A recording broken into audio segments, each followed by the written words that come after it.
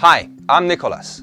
October began in high drama with a flash crash of the pound on the 7th of the month, sending it to 31-year lows against the US dollar. The rest of the month saw dollar strength in general, and the US markets react to a series of US presidential debates. Let's take a look at how the dollar has been performing in the lead up to the elections. After the first debate, on the 26th of September, where Clinton was considered the winner over Trump, the dollar dropped while equity markets, and so did the Mexican peso. A clear favorite of Wall Street, Clinton is considered the conservative candidate, with Trump classed as the unpredictable outsider. And markets don't like unpredictability. The US dollar is a safe haven asset, so in times of uncertainty it tends to gain. In times of confidence, investors tend to buy stocks and sell the US dollar. And that's what we saw happen after the debate, confirming that the markets prefer Clinton. Meanwhile, the peso rose on a positive Clinton result due to Trump's comments about building a wall across the US and Mexican border in order to keep out illegal immigrants. On the 9th of October, we had the second debate, and Clinton was even more clearly ahead. Following the pattern of the first debate, the S&P 500 rose 0.5%, and the peso hit a one-month high. The US dollar dropped 1.8% against the Mexican peso in Asian trading, and the US dollar to Canadian dollar fell 0.3%. Let's take a look at a trade example from all this price action. If you were trading the Mexican peso at the time, here's what you might have made.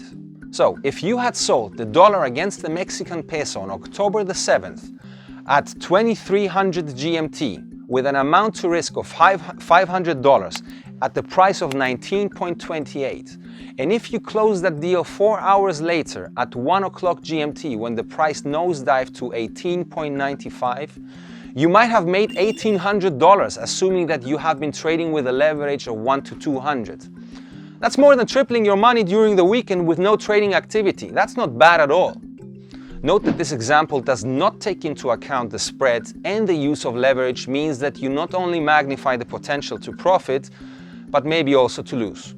Now, let's take a look ahead to the rest of the month and see what the big movers for November might be.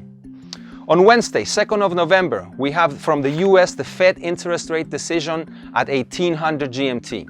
Thursday, a day after, on the 3rd of November, we have England deciding on interest rates. That's going to take place at 1200 GMT, followed by Mark Carney, who is the Bank of England governor, speaking 30 minutes after that, at 12.5 GMT. Friday, 4th of November, we have the non-farm payrolls release at 12:30 GMT.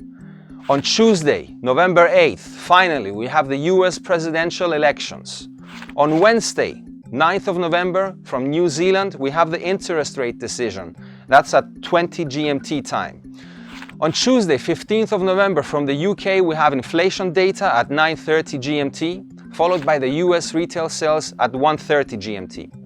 Thursday, 17th of November, we have from the European Central Bank a monetary policy meeting at 12:30 GMT, and on Wednesday, 23rd of November, we have the US durable good orders at 1:30 GMT, followed by the very important FOMC minutes at 1800 GMT time.